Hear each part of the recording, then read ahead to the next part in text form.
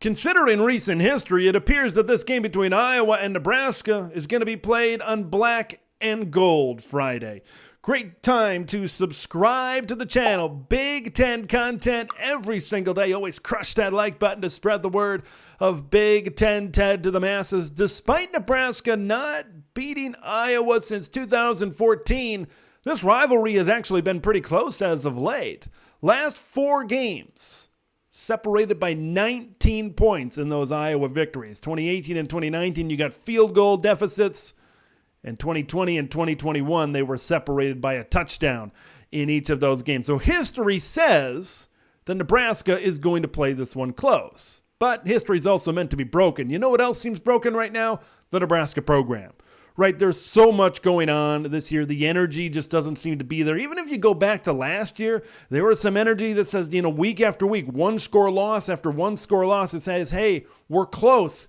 It just hasn't been there. They haven't been close this year. It's been injuries. It's been a multitude of things. Of course, the turnover in coaching staff. Everybody knows new coaches are coming in. With a new coach coming in, new coaching staff is coming in. With a new coaching staff is coming in, a lot of personnel turnover in terms of players. So I think a lot of players know that, they might not be here at Nebraska next season. They might want to transfer with this new coaching staff coming in. So there's just a lot of other distractions, I think, in Nebraska that are surrounding this program. Of course, there's been a lot of coaching rumor mill kind of heating up with Nebraska this week. So I think the energy even of the fans is kind of, they're in another place kind of right now. And Iowa, of course, has all the motivation in the world, looking to win the Big Ten West for the second consecutive year and make another return trip to Indianapolis. So all of that being considered, if Nebraska wants to pull the upset, what do they got to do?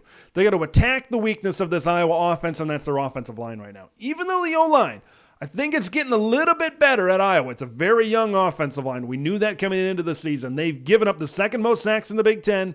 They've given up 34 sacks this season. So I'm looking at you, Garrett Nelson. I'm looking at you, Caleb Tanner. I'm looking at you, O'Shawn Mathis.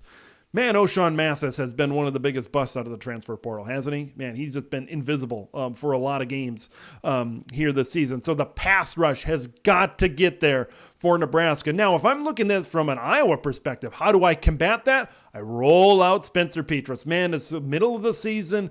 As soon as they kind of started rolling out Spencer Petras and kind of trying to mask the issues of this offensive line. Now, the reason he's able to kind of get open in terms of his rollout going to the other side is because of the running game, Caleb Johnson, and this running game has been better. But if they can roll out Spencer Petras, get him throwing the ball on the run, he's proved to be accurate in those types of situations.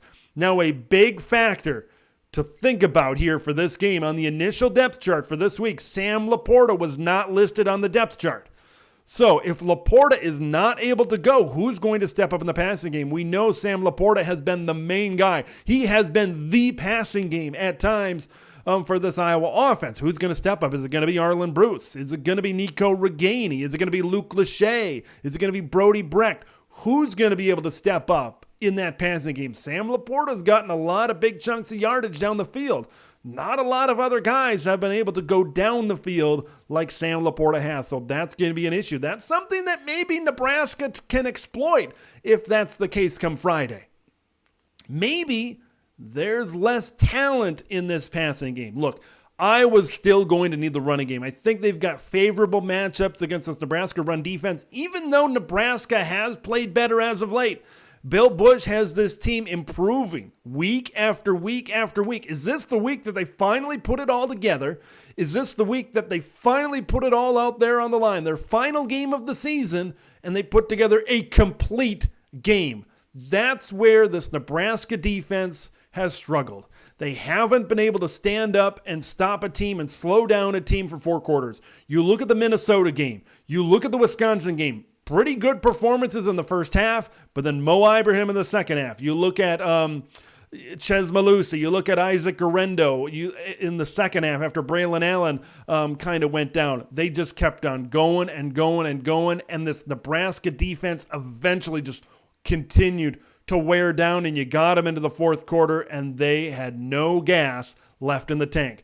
Iowa's got to stick with it, okay? Caleb Johnson, it might not be working early. It's the same thing I said when I looked at Wisconsin. It might not be working early, but look what happened with the Badgers as that game went on. They kept on running the football. They stuck with their game plan, and eventually this Nebraska defense just wore down and the batteries completely died. I would not be surprised if the MVP of this game is the better punter. You got two of regardless of what the Ray Guy award list says, these are two of the best punters in all of college football. Tory Taylor, of course, at Iowa, and Brian Buschini at Nebraska.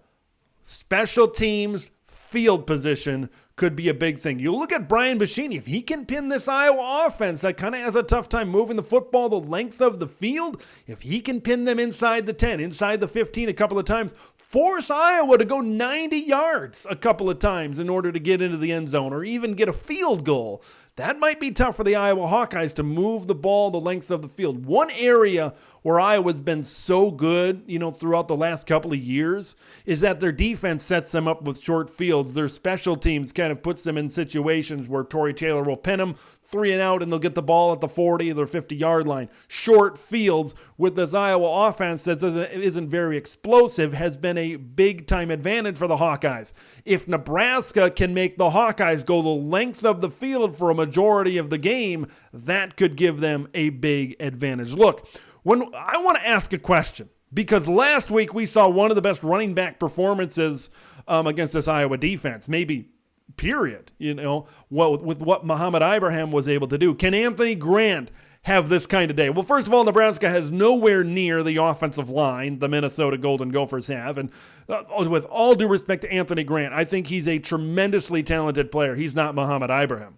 Okay, I think Iowa's going to get back to playing good run defense. I think the area where Nebraska can try to open up this game, and I really think this is their only shot to be able to make this a football game, is the big plays down the field, right? Is those shots to Trey Palmer, to Marcus Washington, to all Travis Vokalek down the middle of the field. Nebraska needs big chunk plays in the passing game to stay alive in this game. If they can't move the football down the field with the passing game, I don't think it's going to be much of a contest, because I don't think they're going to be able to run the football, with all due respect to Anthony Grant. And mostly, it's the guy upstairs. It's Mark Whipple. He's not the biggest fan of running the football. Who hates running the football more, Jeff Brom or Mark Whipple? That's kind of the contest that's going on right now in the Big Ten Conference. Look, Iowa is improving as a football team.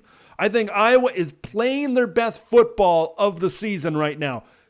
For them to really make a statement going into the Big Ten Championship, and really to qualify for the Big Ten Championship, I want to see them put away Nebraska and put them away early. I think the Huskers are prone to turn the football over, which Iowa loves to bait teams into turning the football over. Iowa just got to play Iowa game, stay the course. And we know, if you've watched Nebraska the last couple of years, eventually, if you stay disciplined, if you're good on defense and special teams, and you don't turn the football over on offense, Nebraska will eventually shoot themselves in the foot. Nebraska will eventually lose this football game. I want to hear what you guys think of this matchup. You think Nebraska has a shot to pull the upset, or is this going to be just a good old-fashioned Iowa football game? Leave your thoughts in the comments below. Make sure you subscribe to Big Ten Ted if you haven't already. I'm Big Ten Ted, and we will see you in the next one.